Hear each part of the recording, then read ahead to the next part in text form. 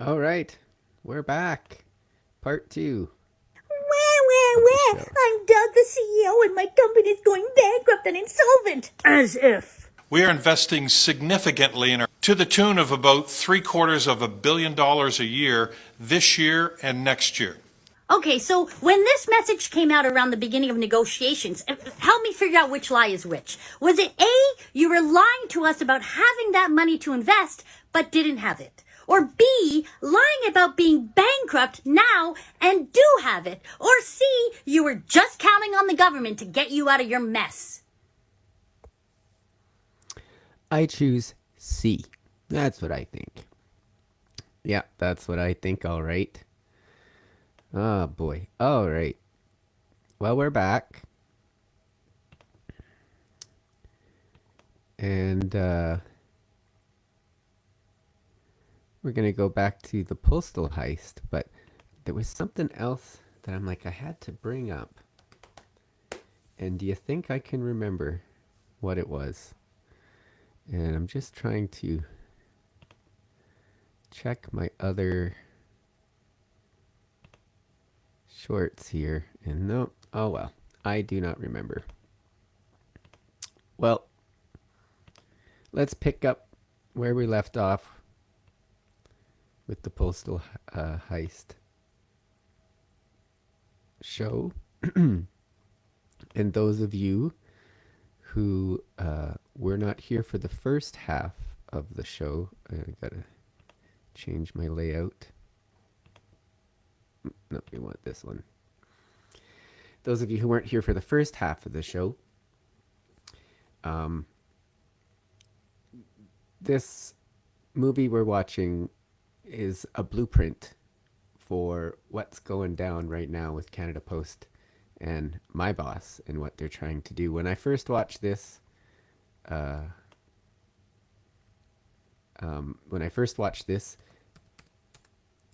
it kind of blew my mind because it was literally just watching our future happen. It's already done. It's already happened in the US. The breaking down of the urban business of the US Postal Service has been sold off already, and that'll blow your mind. And what we're going through right now is the beginning process. Although because ours is a crown corporation, I think things are a little different. But theirs was a government, completely government run, like Canada Post was before we became a crown corporation. So things are always different. All right. Well, we will have our guest Brahms coming on here in a bit. Well, maybe I'll hold off and play my little fun.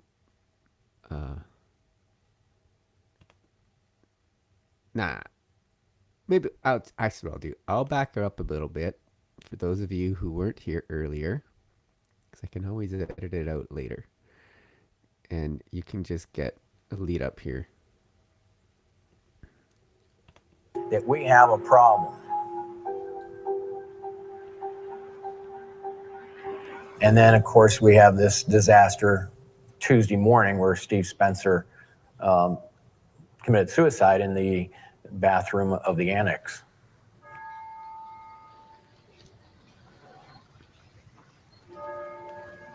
I was totally shocked. We had no one. We didn't have anybody to talk to the carriers. We sent 2 people to the hospital after that. It's just a tragedy that they had to work through that.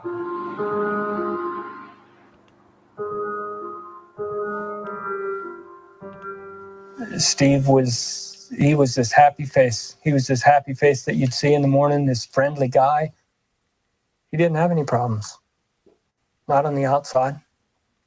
Steve was a straight up fella. He always willing to take the lead in all the things that the union and the Postal Service did for the community. He was a tireless worker.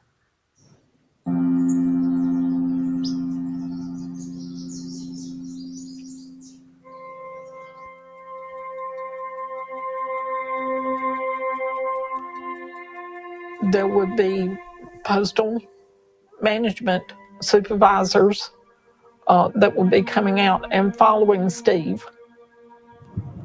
At first, it was just every once in a while, but the last 3 months that he was alive, it had gotten to be 3-4 times a week. You're taking your lunch break, you see them pass by or pull into the place you're at and stop and look at their watch and get out and check, see if your vehicle's locked, and look in it, knowing all the time that you're watching them. And then they move on. And that's, to me, that's harassment. I believe they were following him to shake Steve up. Hopefully they would find him doing something they could dismiss him for, that they could fire him for. But they can never do that. And I think that's why they followed him for so long.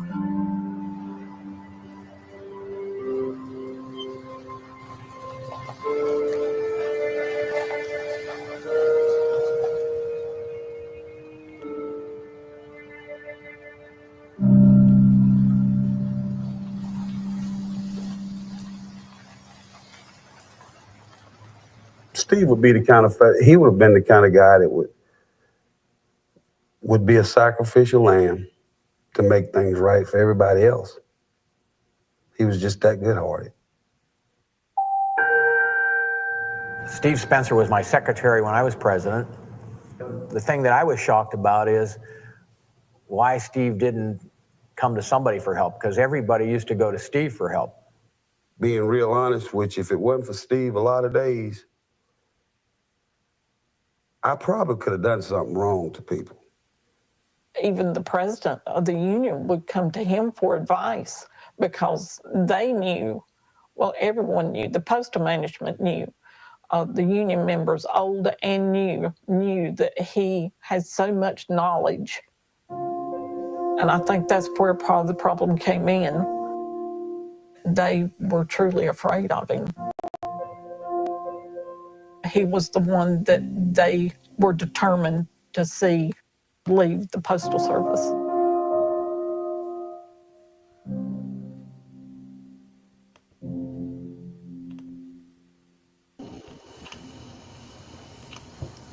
All right. And now we have our co-host, Brom. Hello. Thanks for having me, Jim. How's it going? Oh, it's good. It's good. I'm glad we can make this work. Yeah, I hear a bit of an echo in the back. I'm not. Is that right? Do you have? Yeah. I'll get headphones on. Cool. So yeah, Antonio, we are live as well. So wave to the YouTube universe. Hello. And we've just been I've started watching the movie again. I let Rom know that we watched the first 10 minutes in the part 1 of the podcast, but I've just started playing it. I backed it up a little and played a little bit past where we watched before, but they're just filling in the background of Steve, the letter carrier from the US, and his story. Amazing story. I was watching this and it's amazing. Yeah, and right now in the what they're talking about is that whole the hunting you down or following you around until you make that one mistake that can fire you for. And boy, that just resonates so much. That's the root of almost everything that's been happening in our depot the last year, is the whole really just trying to get us to leave. In my opinion, it resonates so well. I was shocked to see how much this resonated with the way it feels in the post office here. Exactly. All right, let's start watching again, because man, it just gets better. And we're probably not going to be able to watch all of it today, but it's okay, because later on there's a good break that I went, oh, that's a good place to stop for a part 3. So anyway, here we go. Awesome.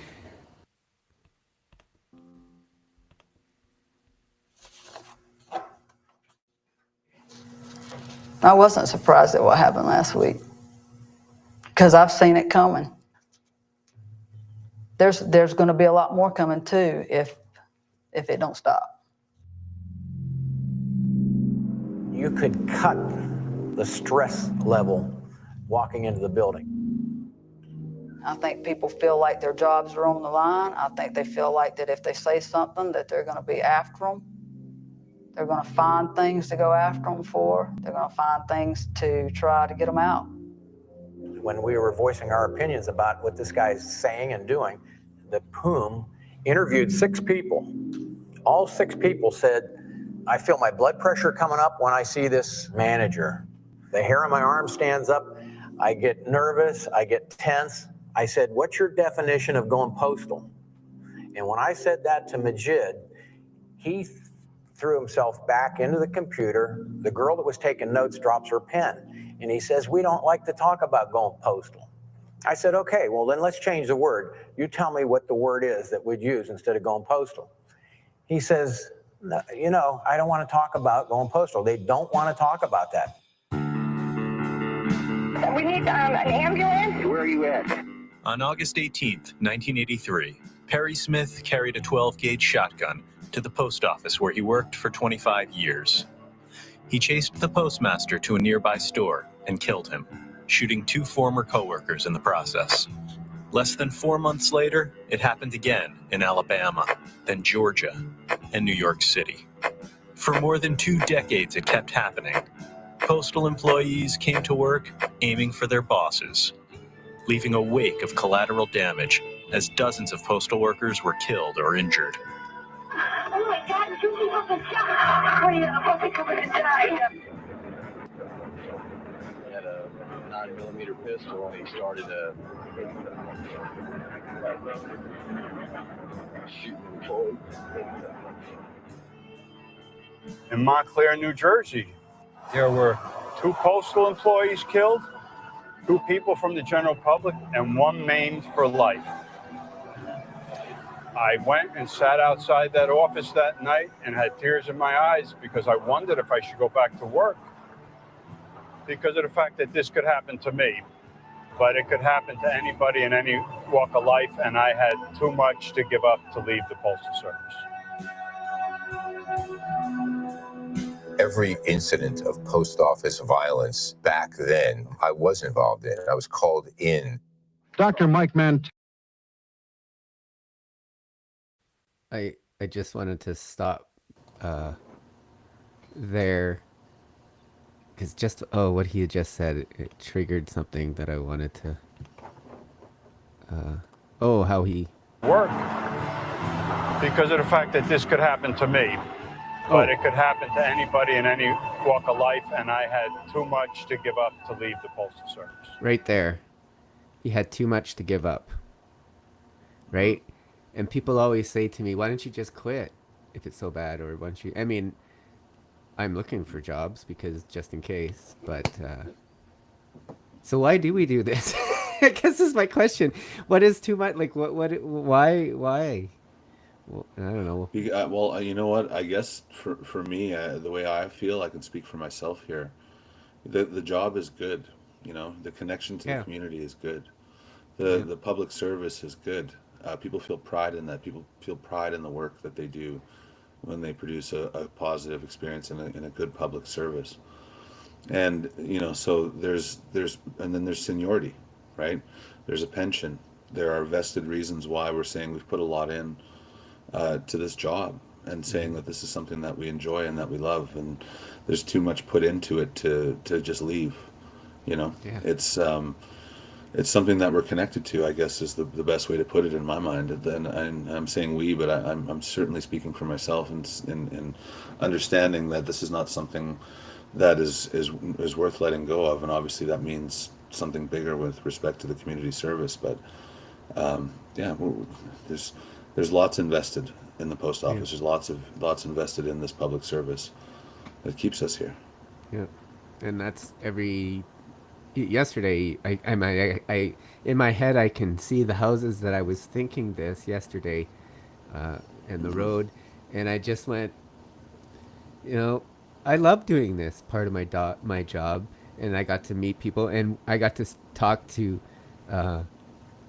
these customers who their last carrier is one of my best friends, and then the carrier before that they talked about is a second one of my best friends at work, and they switched that route, but we got to talk about each other, and it was neat to talk to someone in the public about one of my friends from work, and they know her just almost as well as I do, because we would love how she does ... or when the dog, they know they know that she's coming, and dog barks just like he did for you, her to you now, and it's really cool, and blah blah blah. All those little things, right? Anyway, Absolutely. I think that's the part that drives me crazy about everything, is that message, when I try to get it out, and when lots of people try to get out that part, the nature of the world right now is that's weak. That's all about emotion, and trample it down, and we got to get to the numbers. Who cares about all that sissy empathy? And I think that's the problem. If we had empathy, we would realize there's ways to make money with this business, with this public service, if we empathize more with our customers. Oh, 100%. Like, even down to delivery, when people get mad at us for delivering something the wrong way, it's from anger. It's because they've been programmed that way. Anyway. Mm-hmm. Well, and a lot of times their anger is rooted in the fact that they know that if they lose the service, or the fact that when they don't have access to the service, they're upset because they know that the value that it brings, they're just unfortunately bringing the wrong narrative out. They're upset for different reasons, or they've been stoked. Their fire has been stoked for other reasons, but they don't seem to understand that it's the very service that they're upset. Like when we used to get yelled at the picket line, you're ruining Christmas. Get back to work. All this kind of stuff. It's like, it was a stark contrast. It was obvious that they need that service. Or if you ever heard them say you're useless, we don't need you, it's like, well, then why are you so mad? Why are you upset? Because you're not getting the service that you know is going to be important. Or the small businesses. If we fight to change the system, it's you that's going to lose out on that service, and that's we understand the connection to the small businesses and the lifeblood that they do provide. So it's people just need to have their narrative changed in their mind to understand what's actually happening. And our boss needs to treat our little post offices like small businesses, and realize that you can't just do one thing. You got to look around and say, how can I make money off of every square inch of this little cubby hole? And that's when I had a music store. That's the whole point. You want to fill all that space with stuff to sell, to make profit, to keep the business afloat. So I don't understand why, for all these, like, I was just thinking about that today. Forget about the groceries that I keep talking about, but just why haven't we expanded our own merchandise to sell people? Like, I know we had those little trucks, the little Canada Post trucks, but like, hello, there's ways to make money off of consumers, capitalism. Anyway, let's go back to the movie. They are doing that. We can get into that, but they are doing that, right? They are finding ways. It's just how are they investing that money, and who are they getting it from? Basically, what are those partnerships? Exactly. Is it benefiting the public service, or is it benefiting someone else? It's usually for someone else. All right, here we go. Every incident of post office violence back then, I was involved in. I was called in. Dr. Mike Mantell, an expert in dealing with mass trauma, arrived today. I remember talking about how quickly they cleaned up the blood and the bullet holes, and how some of the post office workers said, there's still some bullet holes in the wall, and it turns our stomach, and it twists our minds, and it affects us deeply. And it was, just get back to work. Don't worry about it. Get over it. Don't just take a file cabinet and move it over to cover a bullet hole. Clean it up. I've seen a lot of people that are waiting to explode in there. To lay this at labor management relations, to lay it at stress, I just don't think is legitimate. This time it's Royal Oak, Michigan. Another postal worker gone berserk on a shooting rampage targeting his supervisors. He came in at about 8 o'clock and had his gun under his coat. He shot Chris Carlisle in the head 5 times, came out, shot 2 other supervisors, and went upstairs, and I guess he shot some people who were injury comp, and somebody jumped out of a window. Incredibly, everyone at Royal Oak knew it was coming, and most knew the gunman by name. Tom McIlvaine was their main target. They went after the guy for everything. They went after him because his shorts weren't the right length, that he went to the bathroom too many times. The day that he was actually fired and it stuck, 3 management people got in a car and followed him out to his route. They were following like within inches of his bumper. And that then he slowed down to, 10 or 15 miles an hour. They said that he tried to hit them with, slam on the brakes and make them hit him. What it came down to was that he would not submit to them. And so when I came to San Francisco, I was just shocked that the manager there was the same kind of manager that I had seen in Royal Oak. Barking at everybody, screaming at them, scream from across the room for you to come to her desk so she could yell at you in front of everybody in the place. It's frightening to me to be in there. And the times that I went to the postmaster in San Francisco and personally asked, what can we do? Because the morale is so bad that I can see how another Royal Oak will happen here. And the response always was to me, well, geez, Audrey, you seem to have some kind of personal problems. Have you thought about seeing a psychiatrist? A postal supervisor appears to have been killed by a co-worker who later turned the gun on himself. Postal employees were told not to comment. Specifics to discipline or any of that information we're not going to release. Both of these employees were very well liked. They didn't have any idea. No one could possibly know why he did it. How can that be that you just have the same situation so many times over and over? How can that possibly be? It has to be the mentality of the post office. This is a philosophy that's being promoted by the post office in general. Harass, intimidate, and we're here to say, stop the harassment, stop the abuse, stop the harassment.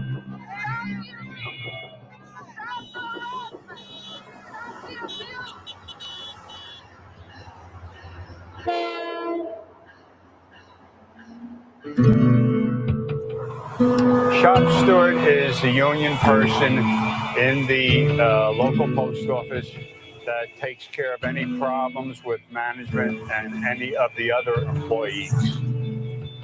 It's just a part of my makeup that I cannot see another human being being either verbally harassed or dehumanized in earshot of me without me getting up and trying to assist them. You just see the injustice and you say, you know what, I'm either going to go nuts or I'm going to go do something about it. That's one of the things that made me a steward. And invariably, you'll find that the stewards were people that grew up standing in between a bully and somebody who either couldn't or wouldn't defend himself. So, were you a shop steward? Or are? I've never thought about asking you. Yeah, no, absolutely. Yeah. I am, I was, that was the first role that I took on within the union, as with most people, but that was definitely something I took, and it just strikes me very similarly that, it's things like that is the story of so many stewards, right? Injustice either to themselves or to somebody around them, and causes them to stand up and say, I'm not letting this happen anymore. And I resonated with that a lot. If it's the dehumanizing and the culture of the post office. The thing that spoke to me the most is, that when I sit there and I can't see somebody being dehumanized and not do something about it. Mm-hmm. And that's something I notice is a big part of, my life as a shop steward, all the way to advocacy as a local president. If you're dehumanizing or, acting like a robot as a supervisor or a manager and not at all considering the fact that we're all human beings immediately you've lost me, and I can't help but fight back against that. Because that is the culture of the post office. That is still, in a lot of ways, even though they say that they try to change, and this is many years after this documentary, it's still the same. Yeah, and it's still the same. It's I was thinking that too, and I'm like, at one point when I first started this job, and I would hear the stories about the harassment of women in the whole Cup W and all that stuff. I was like, man, I'm so glad it's not like that anymore. But then I started realizing what I called microbusting, which is all the little tiny things that are subconsciously eating away in your brain to the point where years later it's eating your entire brain because there's a whole bunch of them to the point where you're just paranoid. And I see those people every morning, and I watched one.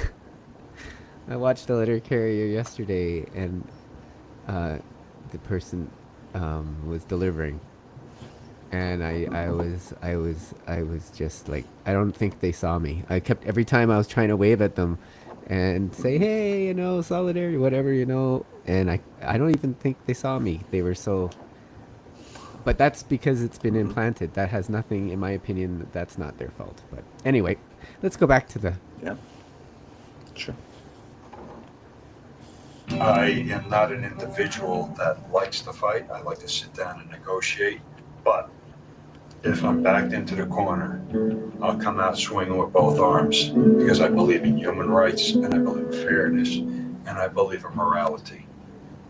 There's always some type of retaliation whenever you get a really good settlement. Whenever you, as I would say, just nail them once, they want to come back and get you. But it's just business. It's not supposed to get personal.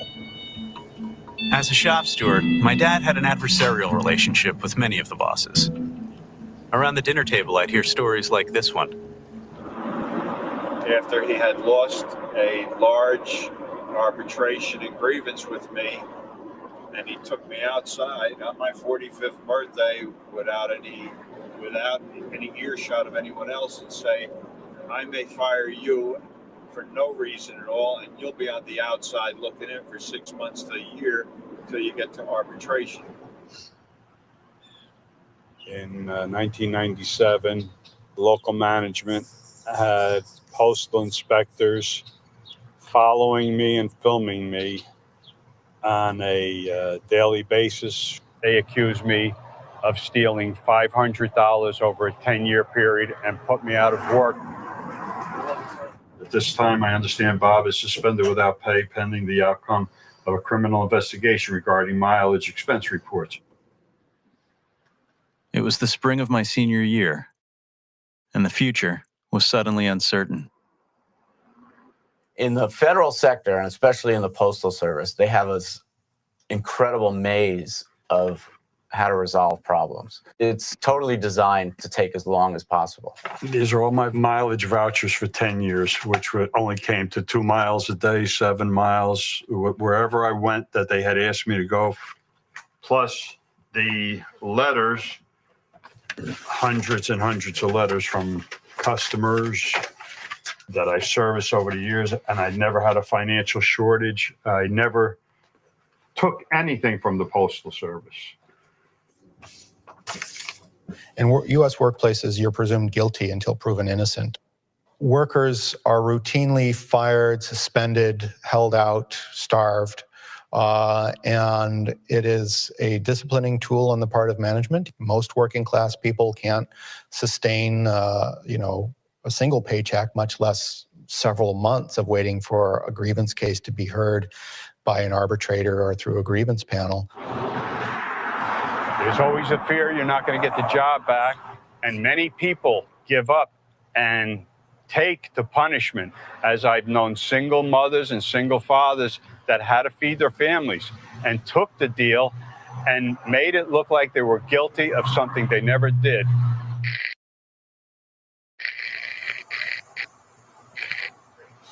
So what you actually going to do, you're going to fuck around and get fired. They can fire me for asking questions. What are you trying to figure out? You're going to fuck around and get fired. What are you trying to figure out? Now, the union will get you your job back, but in the meantime, you're going to be hurt. Why would they fire me? You're going to be fired. What are you trying to do, though? He's trying to stir some more shit. Now,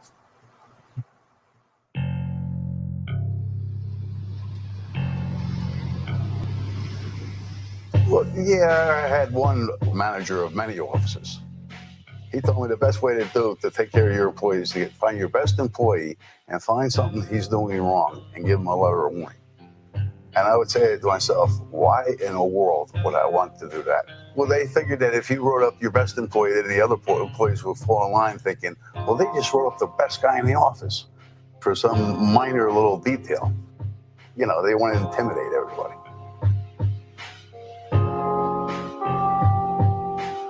Sir, the working environment in the Postal Service is combative now. We're getting warning letters with our checks. The current atmosphere out there is one largely of fear and intimidation. Many of us are working 6 days a week, 10 hours a day, 12 hours a day, because we're very dedicated. However, when you do that, and you're still told, you failed. And the answer to everything is discipline. Disciplining your employees, or you'll be disciplined. There's a ton of pressure because there's no reason why people should threaten people or treat them poorly. That message will go out with my next. We're supposed to treat people fairly and treat people with dignity and respect. Now, if you say one thing, but you promote somebody who does completely the opposite, then what do you say? I've had particular managers who I've received hundreds of complaints on. I've had to go out to the post office. I've had to sit down and have a come to Jesus meeting with that manager about what their responsibility is and how they should be treating their workers. You know, when a United States Congressman walks in the post office and reams out the manager, you know, you get a response. I mean, it's unfortunate that has to happen, but, you know, sometimes that has to happen.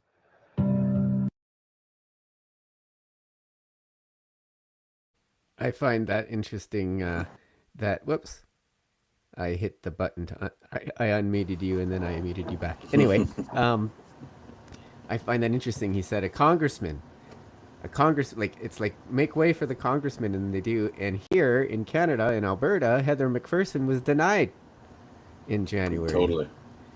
So, I wow. noticed And we're a crown corporation, not the government. So maybe that's why. I don't know. But it just shows, like, I don't even think that the people that run the plant or the supervisors there even understand the role of a member of parliament to say no to that or to freak out, you know? Yeah. I don't know. Like, I don't know what exactly happened, and maybe James can tell us one day. But anyway, that just no, but popped I in noticed there. that difference. That, like as they said, I mean, it's really important, and it really says a lot if your representative comes in and speaks, especially at least comes to look around, and it was good. It made me immediately think of Heather McPherson and being denied that entry. I mean, it kind of just shows you something, the difference, I suppose, but it shows you who does what and for what reasons here. Yeah. But there's so much through that whole little section there that really speaks to me about how our people are being treated. When it talks about following people and writing people up for basically following the process. I mean, we have a major, situation where people are essentially disciplined for reporting injuries and for following the process on health and safety, and it happens all the time. So like just the parallels to that, and just how the grievance procedure was designed to take as long as it possibly can. Like this is just, it almost seems like this movie parallels our situation in every single I know, way. Because I know today I Crazy. wanted to have us watch the second OGO committee where we can like watching a football game where we can boo Lightbound and then hooray for our guys, for Jim Gallant, and then boo, and I was looking forward to that. And then I watched this early I'm in bed at whatever in the morning on Sunday, I think it was, and I'm watching this on my phone, and I'm literally just oh my God, it's a blueprint. Anyway, let's get back. Oh wait, there was something in there about shoot that I thought of when they were talking. Oh well, it was similar to what you're going on, what you're talking about too, but I think it was going on the line of them following us. Oh well, just like SSD for instance, right? Slow down if you feel Like, my supervisor is like, oh, if you all of a sudden feel something in your back, slow down, stop, take a break, and blah, blah, blah, blah, blah. And I'm like, where do I have time for that? Like, that's the whole point now with my route, is that well, I take all my breaks, but I'm literally just there. If I even stop to talk to one customer for more than 3 or 4 minutes, that's one CMB I'm not getting to, right? And it doesn't have to be this way. It doesn't have to be so that I got to cram this all in and then go, oh, now I got to bring this mail back. And they made it now for my depot is not only, they're making it harder too. So you bring back mail, you got to go around the whole depot and find the big IDC cart to go and put it in one area and put all the stuff that you brought back in that area. Well, of course you're not going to do that, right? So you're going to rush and rush and rush to get it all done. So anyway. Yeah, but you know, so you bring it back, and so this is exactly what happens to all of our carriers, right? Yeah. You bring it back, they say one thing and they do another, right? They say health and safety, but they do another. So if it takes you longer and you do overtime, which is really your right in Canada, if you work longer than your hours and you've been told to do an entire route, you should be able to claim overtime. They deny that. So if they don't allow you to do that, and if you were to do that, what do? If you were to claim overtime, they discipline you. Yeah. And I've seen that happen already where people claimed overtime, they got disciplined for it. Yep. So that tells you something, right? They say one thing and they do another. And then if you bring back the mail and you put it in the cart, as you say, then what? You have to do it the next day. And of course we have grievances out that, you know, that is not how this should be run, but they don't care. Well, and that's what I guess I almost got in trouble for something. I don't know. Anyway, that happened to me. I brought back the mail, and then a different supervisor, not mine, came over and said, well, I want you to take out what you brought back. And I said, no, it's 1704. And what? Well, actually, he didn't say what there. And then I said, no, I'm not doing it. No. And I went, no. And then he ran and got the superintendent, and they cornered me over by the door. And I said, well, this gentleman is telling me I have to take out this mail, and I don't. I said, it's 1704 when I bring it back, so that means I don't touch it. It goes out to somebody else. I can do it if I like, if it's offered up to me. I believe after, right, is 17 and there's nobody. But I don't have to take it out. And then the supervisor who's forcing me to do it goes, what's 1704? And I go, oh, maybe that's the problem. You should learn. And boo. And that particular supervisor now has changed his tone when he talks to me, because what I was trying to get across to my superintendent is that this particular supervisor needs to change his tone on how he speaks to people, because he escalates things and he doesn't even know it because of how he speaks to you. Dehumanize him. Yeah. Dehumanize him. And it's like he's your boss. Whoa, you do what I say. And I don't think a lot of the time he knew he was coming across that way. Anyway, I hope that my little interaction, and when you're coming at the shop steward, like I was baring my teeth. I was like growling. I wish I had a video on this, and I knew at one point I'd go, oh, this is good. Keep going with the growling, Jim.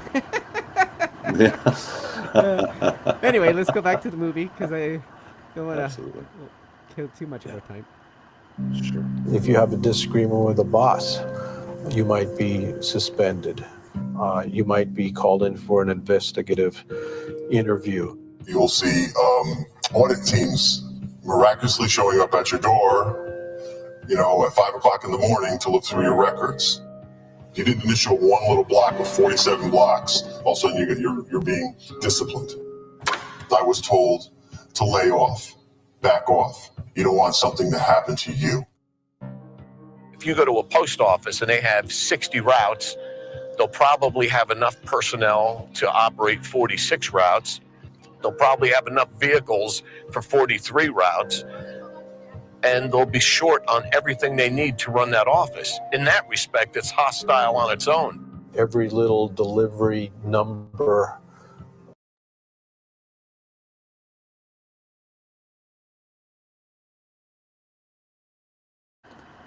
You're on mute, Jim.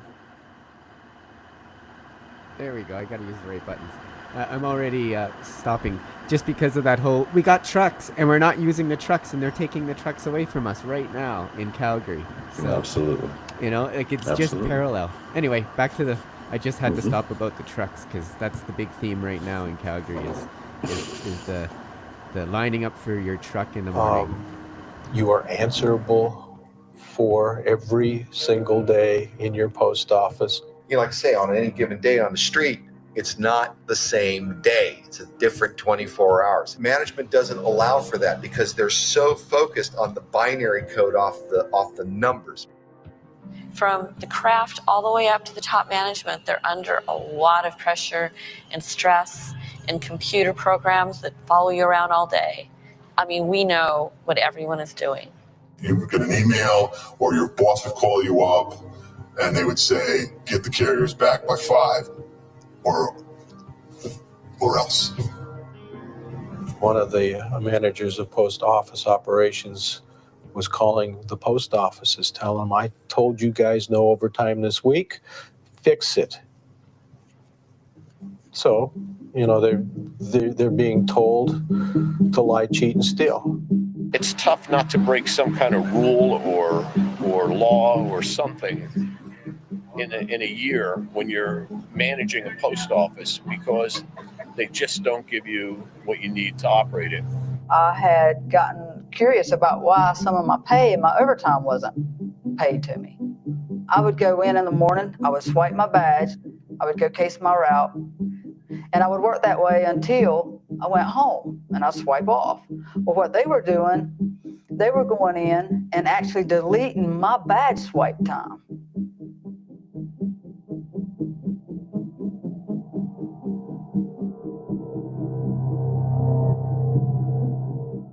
And unfortunately, supervisors will take the carrier's time and change it to $16.99 so that they're back by $1,700. Just don't get caught. Because if you get caught, then it's going to be you, not me. If something's going on, or you doing something to me that you shouldn't be doing, I'm going to check into it. I'm going to read it. I'm going to look through the contract. I'm going to look through the employee labor manual. I'm going to the CFR. I'm not stopping with this right here because this is not right. They said that Steve didn't clock on Tuesday, the day that he died. Notice that they came in here on 6/2. You see, this is all management generated on 6/2. They came in here on 6/3 and deleted the clock ring. Why did you have to go in there that day and delete something on the same day Steve died, unless Steve clocked in? Could you answer that question? I know what it was. It's to keep from having to pay Wanda because Steve was on the clock because of his death on the clock. On that, yes. Because he's on postal time. Yes.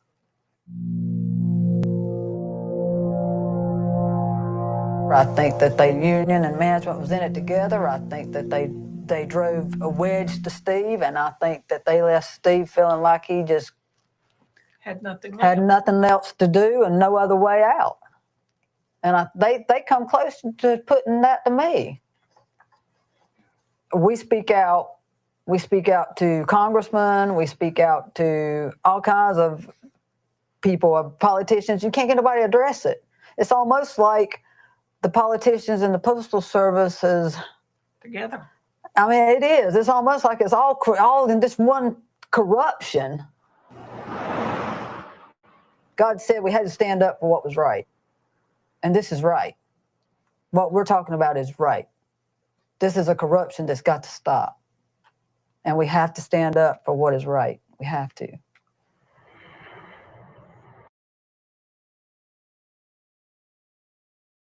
Yeah, and again, completely paralleling what's going on right now. And with me and my arm, that's exactly what they did. Is they try to find with every case, and I'm sure they do this every time you get injured. I'm sure there's one person, and I think I know her name, goes through your case to find out how they can maybe appeal it so that Canada Post doesn't get it on the record and they don't have to pay for things. Meanwhile, the worker is going and trying to go to all these physio appointments in the middle of their day when they're working because they can't get the full day off because of the injury. This is my case. And I'm going to these damn appointments to do exercises, and then I go and lift mail 10 seconds after I leave, doing the same movements. And I'm like, why am I rushing and I'm not given the time to go to this appointment because they're claiming that this is a fake injury, so they can't give me the time.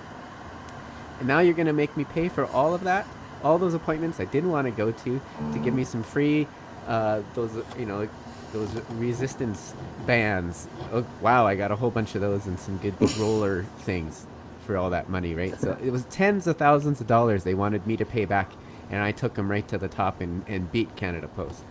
So it's like, but why? I didn't have to do that. Just like this story here, except this is way worse than what happened to me.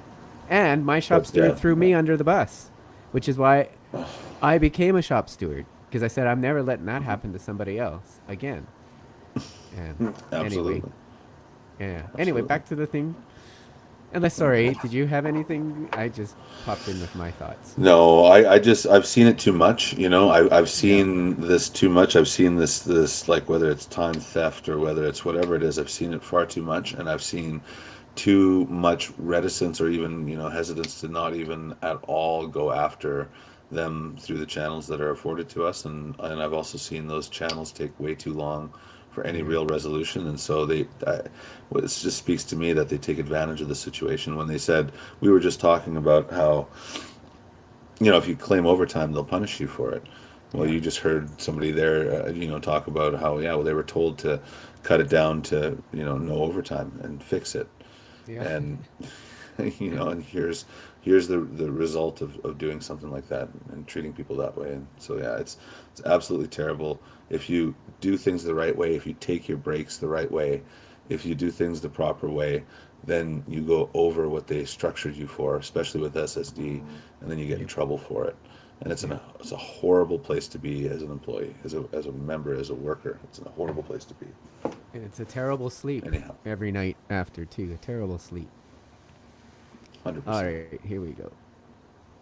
Yeah. Most people anywhere who are in business today use the mail, whether it's part of their marketing program, part of their communication capabilities. From our perspective as account managers, sales specialists, you say, well, my goal is to increase revenue. How can I do that? I went into the marketing department. It was a different and a change of pace and better pay. One of the things that the Postal Service does is they measure everything. Because they can measure mail, how many letters they do per second per machine. And that mindset came over into the sales department. The Postal Service bought a program called Customer First, and they could manage and manipulate numbers for everything. So you're going through all sorts of computer systems, scouring for money that the Postal Service already made and already got, and then get it associated with your account. All they cared about was the end big number.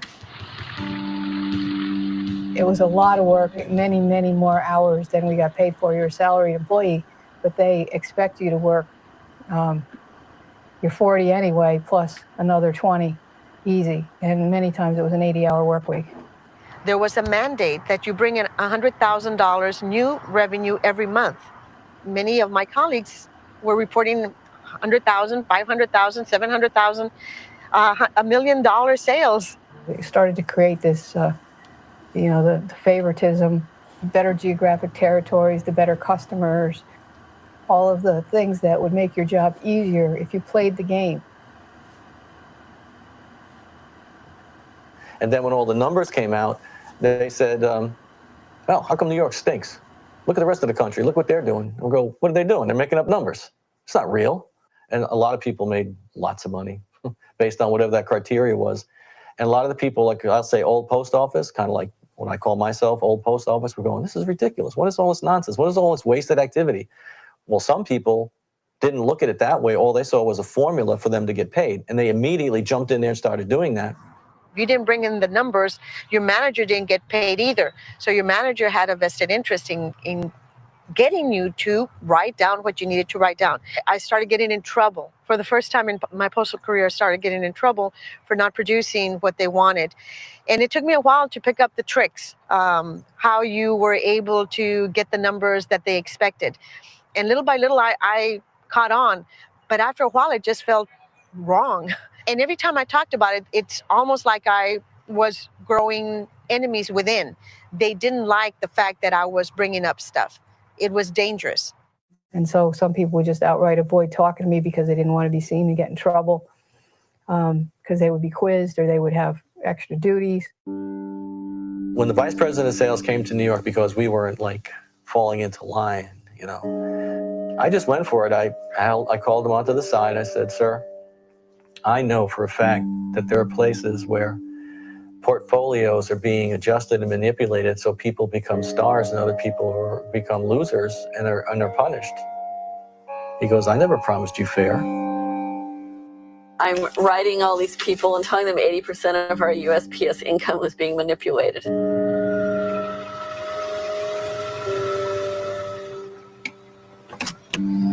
Yeah, these are, actually I just took these out of the house here and they need to be filed, but they're just papers and documentation, sales that were fabricated.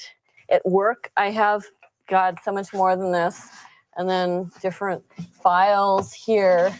I mean, at work, I have huge file cabinets.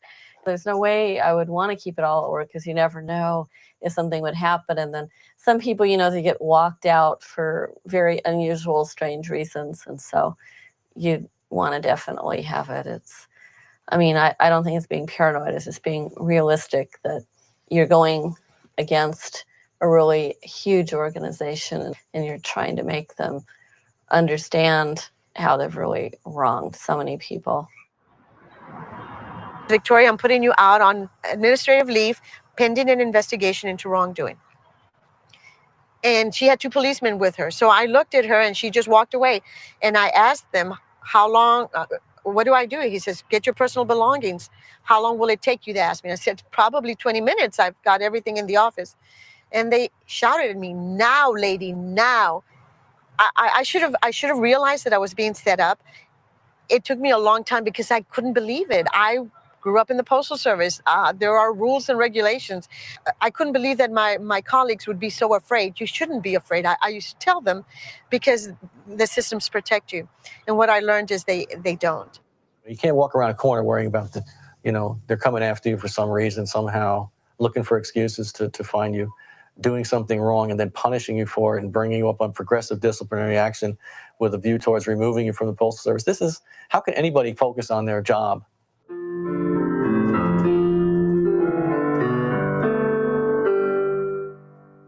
It's almost like assassination, really.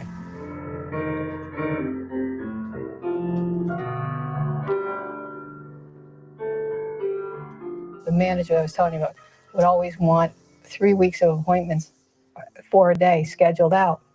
Yet the people that were the favored didn't have to have that. They were sort of, missing on their calendars. And I believe that contributed to my current health state, that I could have been in a lot better shape had I addressed my health issue that I was not allowed to. Because if you go out on medical, or you take day sick, you have to make up those visits. So now the 4 visits you didn't make that day, you got to make them up that week. I have never used any sick leave, and I've never taken any time off, as you can see from our conversation. So I have enough leave to cover me. The pressure Sue was under proved deadly. By the time she sought treatment, her cancer had taken over. Looking back, would you have done anything differently? Yeah, I would have started complaining earlier and been more forceful about it.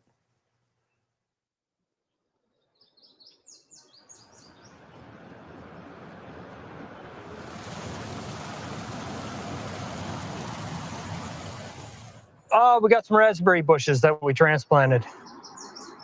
If we can get enough berries, we'll make some jam. The biggest complaint that I have is that people can't get a grievance filed. It sounds to me like they're not even filing them. Show me the grievance, and that's what I was doing at the last union meeting. I was, show me the grievance. And so the next thing you know, someone in the back starts hauling for the sergeant at arms. Like they need to grab me and throw me out of the union meeting because I won't stop complaining that I'm being lied to. Right now, our union is afraid of management. Our union should not be afraid of management. They should not. I hope by the time that this is over, that our union is afraid of its members. And that's the subject that's touchy. And I think this is also another, that whole scenario is the boss's fault because of the culture. And say that the union is not moving as quick as they should because of fear. Well, that's also because of the boss. There's so much fear in everything. Like right now, I would even say the need to be so hush-hush because of legalities and all those things are totally against us. It's all for them. The reasons why the union can't 100%. say things and the boss just goes out and blatantly says them is because the boss knows if he breaks the rules, he's always going to get away with it. And when we break the rules, we can't. But then when we do break them, we're the ones that get hit, like with the fines and all that stuff. Does the boss? Absolutely. Like, where's his threats? Where are the threats? I mean, and actually, I'm gonna stop with the movie for now because we're running out of time. But because I wanted to have you kind of give an update about what you're doing with the whole mandate thing. Because I've been trying to work on getting money through this podcast, I've fallen off and I don't know what's going on out there right now. And I know that the Doug submitted their 45-day thing already. Have we been informed yet? Because what's that's about? Not that I'm aware of. So, I mean, so I can give an update from my perspective, which is from Prairie Region Coordinator, which is, of course, not nearly as connected to the national board as we could be. I mean, not that we necessarily are owed that, but so I don't know the exact inner workings, but I do know that they have submitted the report to government. They are not going to release it until government has looked it through, and they're making an announcement today. And there's an annual public meeting or something. I don't know if it's even called annual, but it's a public meeting where they're going to lay out the I would imagine part of it will be in a bit of an announcement of what this is going to look like. And so I'm curious to see what that looks like. If people were wanting to watch it, they would have had to have registered, and maybe you still can. But I've signed up, and I'll be interested to see what that looks like. But in all aspects of this, the campaign itself is based on the mandate review. That was the reason for the campaign. But we, in all truth, we don't know what the mandate review is going to look like. We know that they've announced it, or they were looking for people to work it. There was a job opportunity, and we saw that, but we haven't seen what the mandate's going to be. And when you look at the history of the mandate reviews, in some cases they're public, some cases they're, thorough and public, and in other cases they're done sort of behind closed doors. And unfortunately, that can be a real problem, and which is really the concern that we're having here, is that we want to make sure that mandate review is done in a public way, because the things that they're proposing to change, the things that Lightbound has announced that we're about to see, I'm sure, in Doug Ettinger and CEO and Canada Post report, is that they're going to be changing things like the frequency of our delivery. They're going to be changing things, or they could be, and the door-to-door delivery, the closure of post offices in rural areas. All of that is going to require a mandate review. So we know that it's going to be, and if they decide to skip it, then obviously it's a travesty of justice for the entire, democracy of our country, if that's what it is. If they don't go to the public to consult on what, and I don't mean consult tell, I mean actually take, seriously what it is that we're looking for and what a postal service can provide, and that they don't give the people the opportunity, and the groups that are going to be affected the opportunity to have their say in the way this looks, then it's going to be terrible for us. And it seems like they're trying to steamroll through that. So the silver lining, of course, is that those are two things they need to change. One is the mandate review needs to happen, and secondly, the collective agreement needs to change in order for them to get these things through. And they've put the cart before the horse, per se, where they want these things to be pushed through, and they're assuming that they're going to be pushed through, but it hasn't been done yet. And we're very much sort of looking at that happening directly, but we're not as far behind the 8 ball as we were when Stephen Harper actually implemented some of the door-to-door conversions. So we still have a bit of a window to try to fight this, but that's essentially what the campaign is about. It's still hands off my post office, and ultimately, aside from that, the major thing right now being that mandate review, consider the public and consider the stakeholders that are going to be most affected in the communities. Obviously, we still have the mission to make sure that the post office remains a public service, not privatized. And that gets done through the implementation of things like delivering community power, which I know you've been talking a whole lot about. When you speak about things like grocery delivery and things, this is stuff that's the beauty of the plan of delivering community power, is that it's looking to expand what the post office can do in conjunction with communities. And so, grocery stores are something that most communities have lost, and same with their banks. If you're in a remote enough or a small enough community, or you maybe have never had it or not in a long time. And so the fact that you've got a post office, this is where that community hub can be, and we can bring those, and we can partner with local producers and farm to table and all the rest of it. And when we're talking about bringing food north, this is the kind of thing that we can do to make things cheaper for everybody, especially when looking at the way things are going. So that's what we need to see. That's what the campaign is centered on now. We need to see that from Canadians, from everybody across the country, to say, hey, this is what we need, because this is how we get our service. This is what Canada Post means to me, especially when you're talking remotely, when you're talking, even members of their communities. Even in the big city with door to door, many people have a connection, as we talked about, with their carriers, and it allows people to stay in their homes longer when they know they have a fortified service. And that really speaks to people that live in the small communities, because they don't, then they don't have to drive 50 kilometers away, 100 kilometers away. I know in Saskatchewan we have a place, and it's not even that far north. It's central North Saskatchewan, and there's a road that's not even passable all year. And it's water. There's water there. So you actually, and it's I think it's something like 100 kilometers away.